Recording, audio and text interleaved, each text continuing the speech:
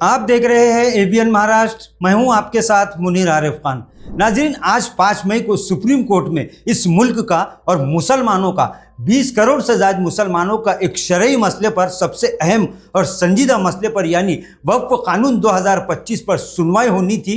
पूरे मुल्क की 20 करोड़ से ज़्यादा मुसलमानों की, तमाम अपोजिशन सियासी पार्टियों की, इसी तरह खुद बरसर इख्तिदार सियासी पार्टियों की निगाहें भी सुप्रीम कोर्ट पर टिकी हुई थी। सभी को इस बात का इंतजार था कि आज सुप्रीम कोर्ट इस मामले को लेकर जिस तरह से 16 और 17 अप्रैल को मरकजी हुकूमत को फटकार लगा चुका है और कई निकात पर सुप्रीम कोर्ट ने रोक लगाई है, उसी को जारी रखते हुए सुप्रीम कोर्ट आज मरकजी हुकूमत के खिलाफ कोई बड़ा फैसला सुना सकता है। नाज़रीन, 2 बजे इस मामले की सुनवाई सुप्रीम कोर्ट में शुरू हुई। Chief justice of India Sanjeev Khanna की सरबराही में 3 रुकनी बेंच ने इस मामले की सुनवाई शुरू की और तकरीबन 2 बजे सुनवाई शुरू होने के बाद नाज़रीन चंद ही मिनटों में chief justice of India Sanjeev Khanna ने सॉलिसिटर जनरल तुषार मेहता की उस गुजारिश को और उस गुहार को कबूल कर लिया, जिसमें हुकूमत की जानिब से तुषार मेहता ने सुप्रीम कोर्ट से ये गुहार लगाई कि इस मामले की सुनवाई के लिए तारीख बढ़ा दी जाए और इससे सुप्रीम कोर्ट ने कबूल कर लिया। नाज़रीन, सुप्रीम कोर्ट के चीफ जस्टिस संजीव खन्ना ने इस मामले में कहा कि जिस तरह गुज़िश्ता 16 और 17 अप्रैल को सुप्रीम कोर्ट में सुनवाई हुई, उस वक्त मरकजी सरकार को यानी मरकजी हुकूमत को सुप्रीम कोर्ट की जानिब से अपना जवाब दाखिल करने के लिए 1 हफ्ते की मोहलत दी गई थी। 1 हफ्ता पूरा होने के बाद सरकार ने अपना हल्फनामा सुप्रीम कोर्ट में दाखिल किया।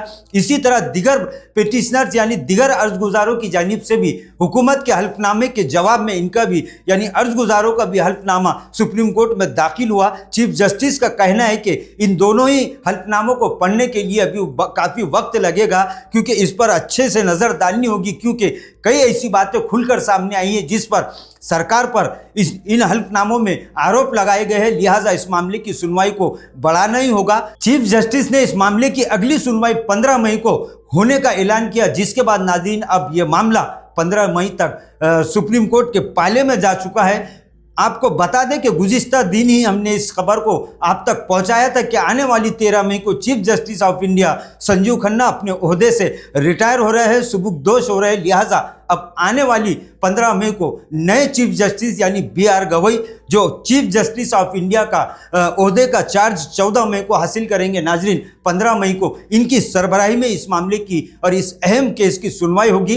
वहीं आपको बता दें कि जब तक इस मामले की सुनवाई मुकम्मल नहीं होती और सुप्रीम कोर्ट की जानिब से कोई हतमी और आखिरी फैसला नहीं आता, नाज़रीन जिस तरह से 17 अप्रैल को सुप्रीम कोर्ट ने मरकजी हुकूमत को फटकार लगाते हुए कई बातों पर रोक लगाई, यानी वक्फ कानून 2025 पे पूरी तरह से अमल करने पर रोक लगा दी थी, क्योंकि इसमें कहा गया था कि जिस तरह वक्फ यूज़र का मामला था और वक्फ बोर्ड में गैर मुस्लिमों की नियुक्ति यानी उनकी तकर्रुरी को भी सुप्रीम कोर्ट ने रोक दिया था। लिहाजा ये रोक आने वाली तारीख तक या फैसला होने तक इसी तरह से बरकरार रहेगी। लिहाजा अब इस बात पर यह बात तो तय हो चुकी है कि इस मामले की अगली सुनवाई 15 मई को नए chief justice of India BR Gavai की सरबराही में होगी। नाज़रीन, वहीं आपको बता दें कि इस मामले को लेकर all India Muslim personal law board गुज़िश्ता पहले ही दिन से सड़क से संसद तक और संसद से सुप्रीम कोर्ट तक एहतजाजी तहरीक शुरू कर चुका है। लिहाजा अब ऐसा कहा जा रहा है, इस तरह की खबरें मिल रही है कि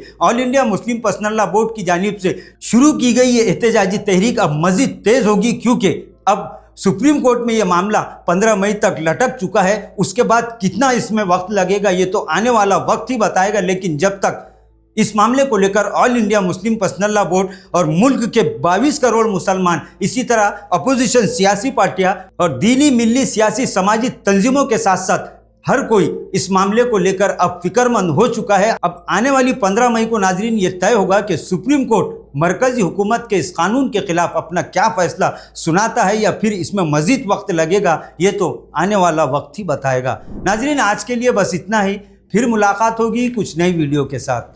तब तक के लिए हमें इजाज़त दीजिए। अल्लाह हाफिज़।